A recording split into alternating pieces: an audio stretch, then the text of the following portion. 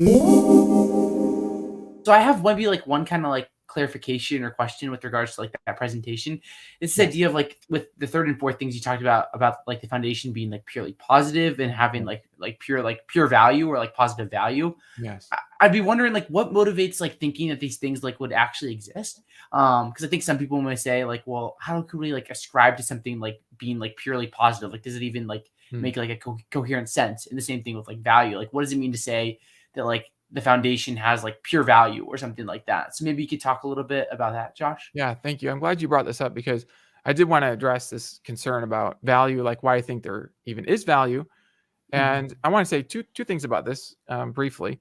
So the first thing is I think that it is possible to witness value right within your own states of consciousness. So I think of value in a kind of a minimal way. Sometimes people get caught in the weeds of debates over subjective versus objective value. And I think those words, subjective and objective, also kind of lead to complexities that distract the mind from something I think can actually be clearer, which is that when you look within, you can notice that some of your uh, emotional states are positive. They have a positive aspect that some of your other emotional states don't have. Like, so if you feel happy, peaceful, you feel love, you feel excitement, those have a kind of positive quality to them. If you feel um, maybe angry or you feel like you're in pain, those you might think lack the same kind of positive qualities as the first states that I mentioned. Mhm. Also, I think if you look within, I was actually just writing on this today. I've been working on this chapter on your value, part of my consciousness book.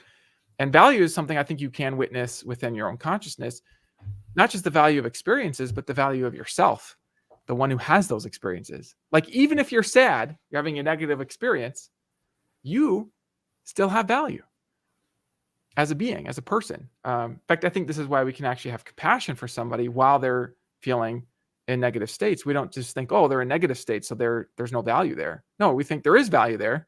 We have compassion for you because you have value even while you're suffering. So I think it is possible to witness value right within consciousness, and then we can sort of leave it as an open question how we want to characterize that kind of value. Is it subjective? Is it objective? What does that mean? But for the purposes of this argument, I think we can just leave this open. It's just real. It's something that you can witness. There's a pot. I think of the value as um, pointing to the positive aspects, or positive aspects are themselves examples of bits of value, if I could use that language. Um, and so this is the reason to think that there is some value. And then since I don't think that value can be derived solely from non-value, this is a reason that I would have to think that value is part of the fundamental layer of reality. That's one reason. A second reason is that I think the fundamental nature of reality has some valuable positive aspects, including the power to produce all value. So that's one line. Now, some people watching this might think, well, I'm not so sure if there's really value. That opens up a whole category of questions. And there's another way of thinking about this argument from arbitrary limits, where instead of running through value, we run through other attributes, like, for example, power. So I think that fundamental reality has some ability or power to be a foundation for other things. And then shaving away the arbitrary limits, I'm going to argue that its fundamental power is itself unlimited. If it were limited, I would think it would need some sort of ability to make that limit, but then that means it has an ability prior to its abilities, and that's circular. So I think that it has some kind of foundational ability, and then this foundational ability, shaving off arbitrary limits, is going to be non-limited, and therefore maximal. And then if it's maximal, I think it's going to include the kind of powers that would be included in maximal power, which I think will include cognitive power, the power of a mind. So this is like another reason that I would have for thinking that fundamental reality has uh, the power of a mind, and maybe then would have the value of a mind, if you want to go back to value. But we could even just leave value aside, and we could still arrive at something pretty interesting. And if I could just say one more thing, I do kind of even want to leave open. I said at the beginning that the argument from arbitrary limits, you could think of it as a tool for investigating reality.